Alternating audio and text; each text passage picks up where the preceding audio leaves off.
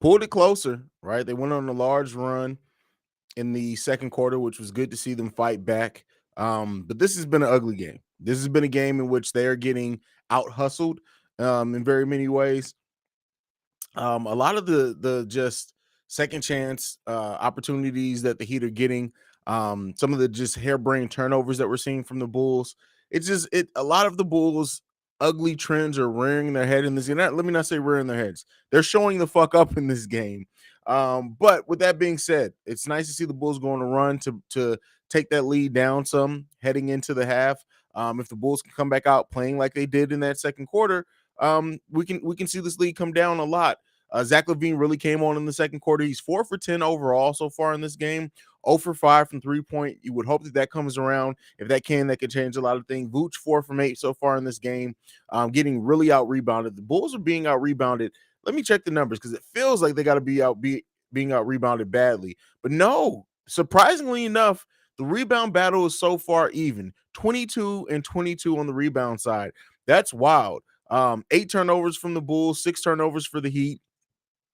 Assists for the Bulls. Again, this is something that you guys know I look very closely to. Only 8 assists from the Bulls in the first half, 13 assists for the Miami Heat. That's not going to cut it. We need to see the Bulls, and a lot of those weird turnovers hurt as well. I want to see the Bulls tighten those things up. But let's go ahead and go to the comments. Let's see what we got. Lasagna. All right. Well, hey, is that what you're having for the game? Bad first quarter. Definitely bad first quarter. The turnovers. Yeah, the turnovers definitely hurt us as well. We need rebounds. I thought I was going that route as well. I'm surprised to see that the rebound battle is actually even. That's what's crazy. I did not. It feels like we are getting way out rebounded. Now, I will say that the Heat have 6 offensive rebounds, 4 offensive rebounds, but the fact that the rebounding battle overall is even is really, really surprising me. I hope that the Bulls third quarter course doesn't come through. I'm telling you this: if the Bulls third quarter course does come through in this one, it's over. It's over. It's over. Consistent effort ain't matching the Heat. Listen, the one thing that we're seeing, and this is going to show it down the stretch. Now, the Bulls can still very well win this game. I'm not saying this is going to lose them the game, but again, Billy Donovan is being outcoached. Let's be clear here. Eric Spoelstra is outcoaching the holy hell out of Billy Donovan. It looks like, at least, that especially in that first quarter, that the Miami Heat knew everything the Bulls were going to do. Everything. When you look at the way they rotated, the way that they came to double teams quick, the way they rotated out of double teams if they were able to pass out the ball, it's really like Eric Spoelstra had the Bulls playbook. Like they're like there's a spy on the Chicago Bulls. That's what it looked like. Like the Eric Spoelstra is an amazing coach, and he is out coaching the holy hell out of Billy Donovan in this first half for sure.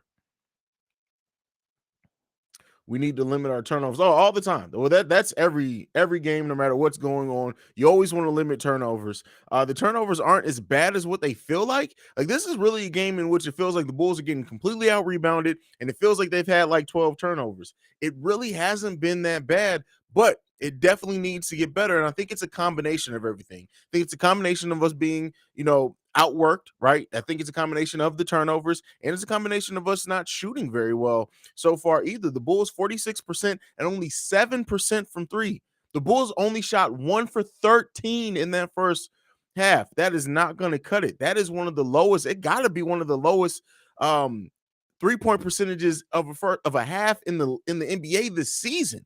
7%.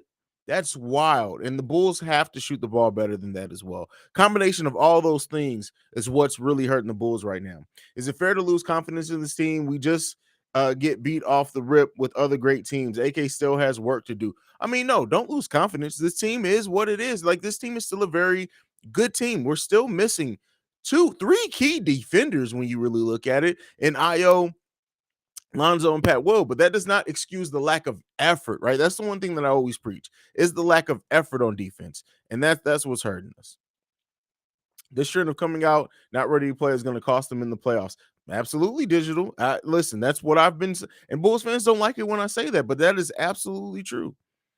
Vuk got to get better, got to get his ish together. Yes, he does. Absolutely.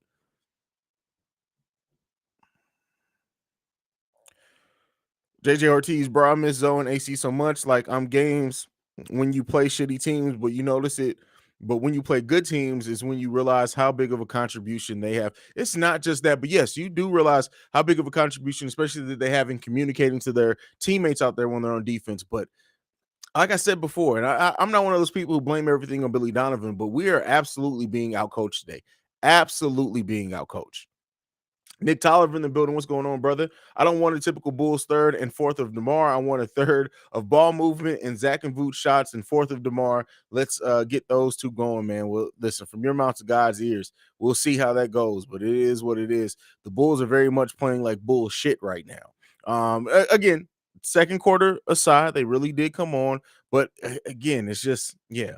I think Kobe needs to shoot more. It's surprising to hear that because I know a lot of people wouldn't want to hear that coming into the season, but I actually agree with that. I actually agree with that. Agree 100%. The Heat were better prepared than the Bulls, and that's on the coaching staff. If this type of thing, I said earlier in the pregame show, I didn't expect Billy Donovan to at all be on the chopping block at all. But I'll tell you what, if the Bulls end up losing a playoff series where it just simply looks like they were out coached, right? Like if they lose a playoff series to a pick and roll, you have to look at getting rid of Billy. And again, I'm not saying I think Billy Donovan is a great coach, but being objective and looking like you have to take a look at some things. You absolutely have to take a look at some things. We at least can tell myself that Haize, there's a Miami Heat spy in the Bulls coaching staff. Dad, the difference is they hit their open threes. Yeah, that's a big, like, you look at the Bulls being 1 for 13 and a half. Like, that is just wild. 7%, 7.7. So I guess it's closer to 8%, but single digit percentage in a first half for shooting threes is not going to cut it. Whereas the Miami Heat aren't really shooting that great from three, but they're 6 for 17 from 3 pointers for 35%, which is much, much better than rounded up to 8% for the Chicago Bulls. So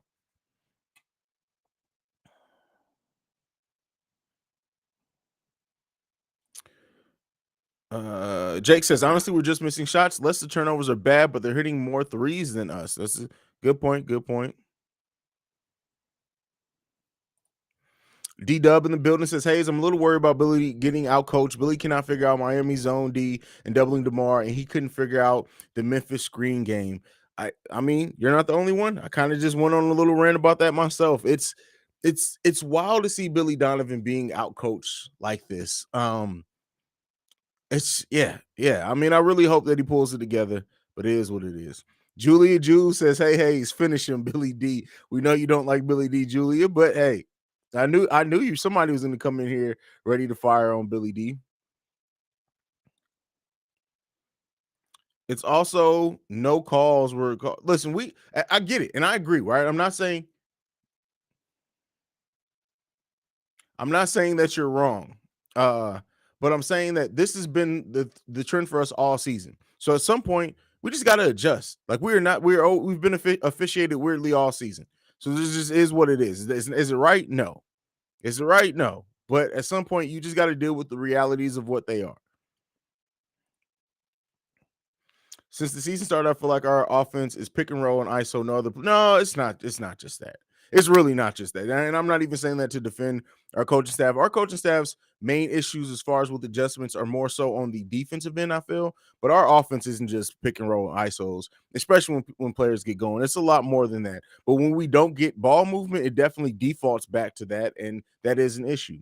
Eric Spoelstra coaching is just another LVL. Billy is great players coach, but I don't know about an X's and O coach. Doc Rivers going to eat us if we see them in the playoffs. There you go.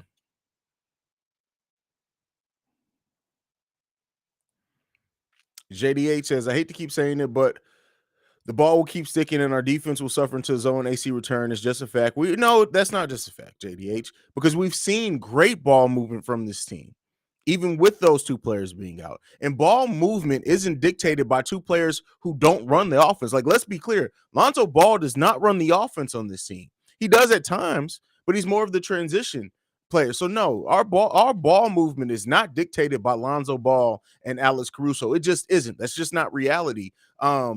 It's not. And we've seen them have amazing ball movement without those players.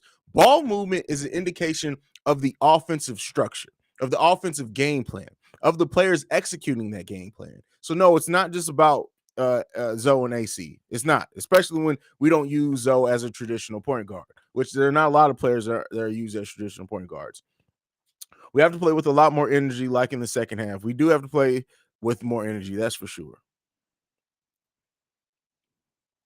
Do you think we adjusted more when AC coach? AC? Oh, Fleming? No, wait, who's AC? Alex Caruso never coached this team.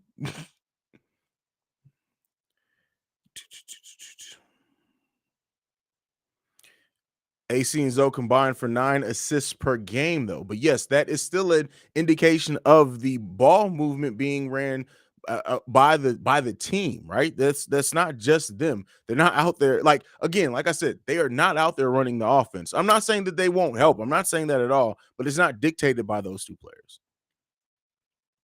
What's your opinion on Lorenzo? Who's Lorenzo? I don't know who that is. Lonzo? Lonzo? I love Lonzo as a player.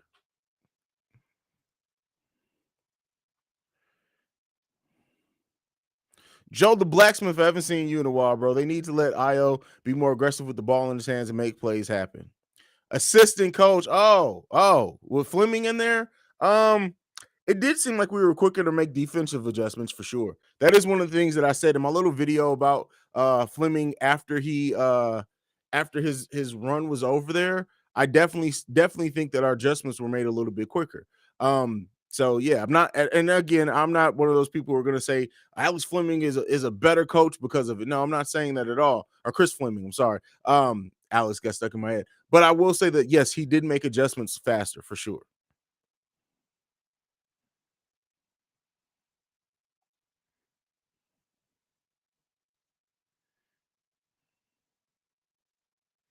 No, again, that's not what I'm saying is that they have zero impact. But I'm saying that they're not run as traditional point guards. So the Bulls ball movement is not an indication of just those players. It's an indication of the coaching staff drilling that home. I'm not saying I never said they had zero impact. They have a lot of impact as players overall, especially on the defensive end. But our ball movement isn't going to magically get better because those two are out there. Especially when you look at how Lonzo's used primarily as being out on the outside and shooting 3-pointers. Again, I want to see Lonzo ball handle more. Absolutely, I want to see Lonzo ball handle more. But no, that's not, Lonzo and AC coming back are instantly going to make our ball movement better. It's not going to make our ball movement better. We've seen bad ball movement even when they were in there as well. So yes.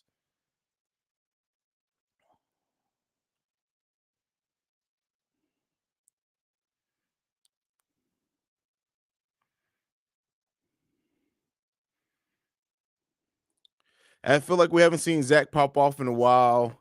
Need him this half. He may have it like Zach has like big quarters. But yeah, I would love to see Zach's go off in the second half. All right, but that's it. Getting word that the game is back on. I will be back after the game for the post game show. Let's pair Bulls have a better effort in the second half. I'll see you guys after the game.